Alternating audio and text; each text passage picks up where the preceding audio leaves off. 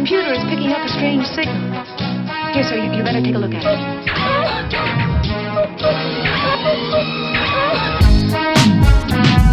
Hello, and welcome to another episode of Life Through a Prison with your host, Rob Tierney.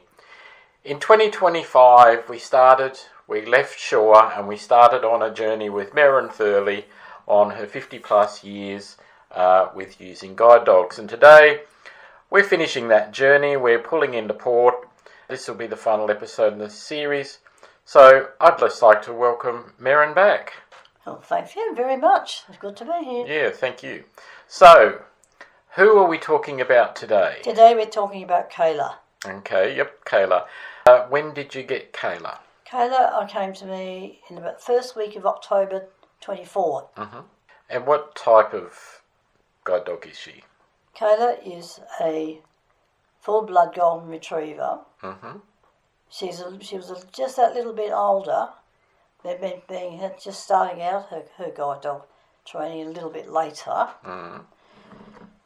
And she's like every retriever that I've ever had anything to do with or ever known, that they stick very closely to the people they're with, Mm-hmm. more than they do in other situations. Okay. She's a very strong dog with that. Mm-hmm. So, with getting older, we were talking about this before the episode. How is it as you're getting older adjusting to a new dog? It takes longer, and for a while I didn't know whether I wanted to anyway. Mm-hmm. But the idea that perhaps if I have a guide dog that will, in later years, become part of a companion in my life. Mm-hmm. Not necessarily doing very much in the guide dog sense, but lots in the way of personal sense in being there. Mm-hmm. So I thought, well, that might be worth a go. So I decided, okay, I will go ahead with another dog in a slightly different kind of way of doing things. Mm-hmm. It's proven to be very, very good, actually. Yeah. Yeah. She's a lovely dog.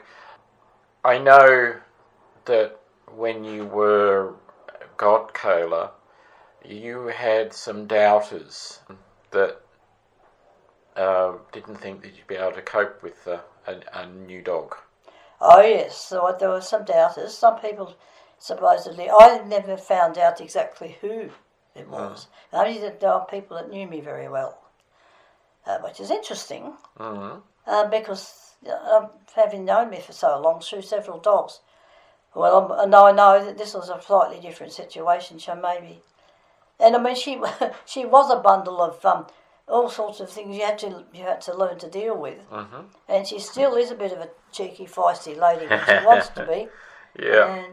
And she just loves being with her other doggy friends. That's only natural. But also, she's more interested in people.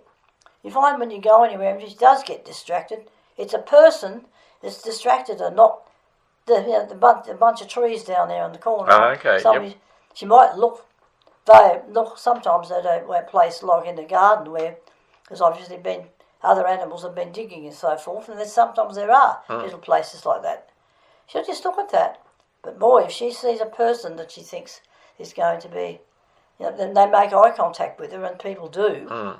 The tail starts to go, and I know very well that she's had a distraction. Boy, does I know the tail goes very well, and when I come in, listeners, if I don't say hello to her within the first 30 seconds, until I do. Yeah, that's quite true.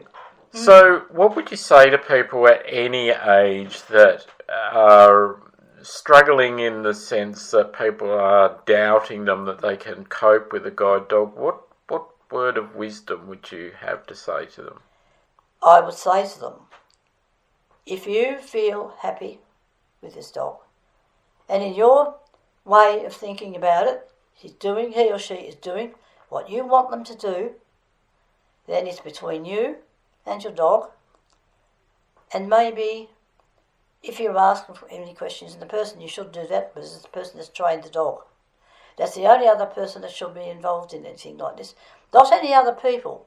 Sometimes I think it's better to let the less people that's in there bothering you with this or interfering with it, the better you go. And you'll find it easier to cope with. And I know that things get difficult sometimes, believe me. They ought to after all these years. So thanks for that. So when did you know Kayla and you clicked? It was a very good 6 months before I would say to you, hey, this dog is really mine. I knew it would take a while. And there had been bonding before that, but it wasn't to the depth that I would require to say, hey, this is it. And it took those few more months. And her gradual change from being a bouncy over gallop around the place like a mad thing, zoom everywhere, to slowly but surely settling down. Well, we still have small issues to deal with. We always will have, because that's the way it crumbles. But I like it now. She'll come up to me. She'll sit down beside me sometimes, even if the noise she's making sounds a bit like a geyser that's about to blow. No, that is a very odd sound when you hear that. It's because she's got a piece of deer antler in her mouth, and she says, "Thank you. I want to sit down here and chew it right beside you." Well, that's fair enough if that's what you want to do. So she'll do a little bit of that now. But she was the only dog I'd ever had that didn't want to come and lay all over my feet. Okay. She doesn't do it as much, but hey, she does do it, and I love it. Now you've used a comment in the past of getting into the dog's head. Yes. Now, could you just explain that a bit more? What do you mean by that? What I'm meaning by this is finding out the way that they like to do things naturally. Their natural ability to do things. Now, there's a case in point I didn't think had come up in this until very recently. Now, we always with Kayla went down to the end of the driveway, right to the curb, to do what we call a big left-hand turn, which is almost a 360 before you start out again. All of a sudden, without me doing or saying anything to her, she went down to the curb, not quite to the edge, did her own kind of left-hand turn, and went off up the lane the way Jacob would have done, or rather my other dogs have done before that. I thought to myself, well, and I'm not going to stop it because that's the way I like it. And I didn't believe it. No, she made the decision to do it. It worked, hey. So I'm quite pleased about that, but that's the way these things work sometimes. The dog will do something, and you haven't thought that it even crossed their mind, let alone your own, because it hadn't. So do you think it's the repetition that helps with a guide dog being able to make its mind sort of sensing where you're at? Oh yes, I think I believe that. Yes. And she made it. I couldn't believe it the first time. But because it had been a long time coming, but it's gone on ever since. I've let her do what it is she wants, and it works. So if it works, it's better for me. Then hey, you don't wind up in your neighbour's front driveway. There's much doing it the way I've always done it. So what would you like to say to, because we've met your different dogs in different parts of your life, is there anything that you would like to say to people who are contemplating at different points in their life, either getting a dog for the first time or somebody like in your position that had multiple guide dogs? What I would say to them, if you've had dogs in your life, and some people have, and this is going to be a wee bit of a change, but of course now you know what it's like to have your dog as a companion and a real friend, because you share the business of going out every day and going to work and doing all the things, travelling on all the ways and means of transport during the day. And you've been doing this, and you now have to start again with the next dog. All right? Do I want? And the questions you'll ask yourself is: do I want to do this? Do I want to wait a little while, or do I want to go straight into it as soon as I can? Some people do that. I think mine were one after the other pretty much. And then your family, other people will be saying to you, well, why don't you go and do this now? Do it now. Because they badly want you to have another dog. But you're the one who's got to do the work, or you're the one who's got to do the heavy lifting when you're starting and the bonding out of the process. So if you want to leave it for a bit, then do that. But you're going to know yourself when you're ready to take on another dog. Some people do straight after. Some people don't.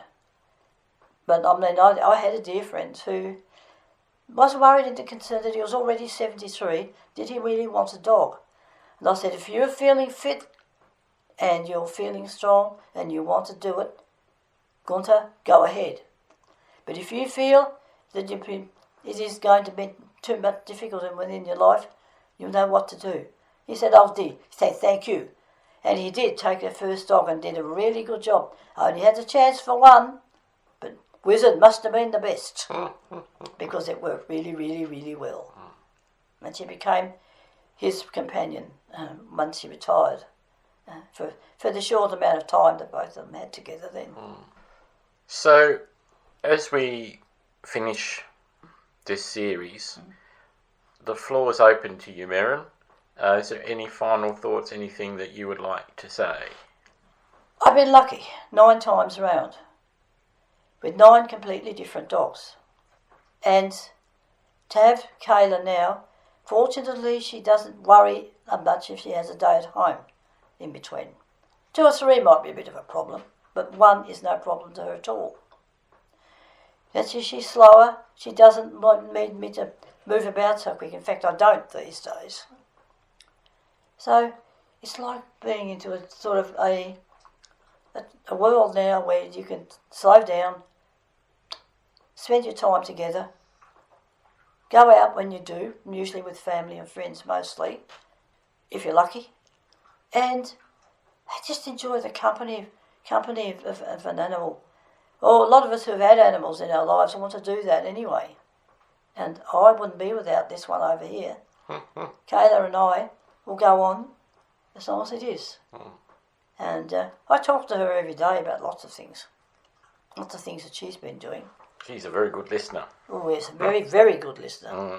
And sometimes she'll always bring you a present, pretty much. And that's usually a toy or occasionally a bit of deer antler. But that is something you can enjoy, and I enjoy with her, because none of my other dogs actually did it that way. And that's quite interesting.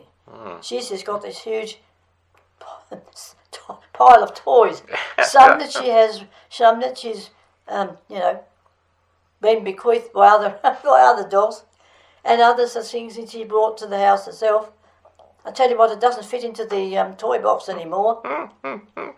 No, it's like, listeners, it's like seeing you think there's a child living in the house because there's all these toys and different things all over the place. That's exactly right. However, it isn't.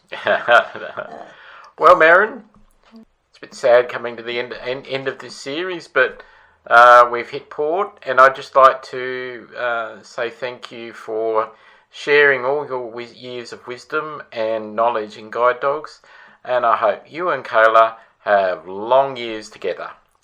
Thank you, and I'm sure we will. Okay, listener, until next time, take care and bye for now.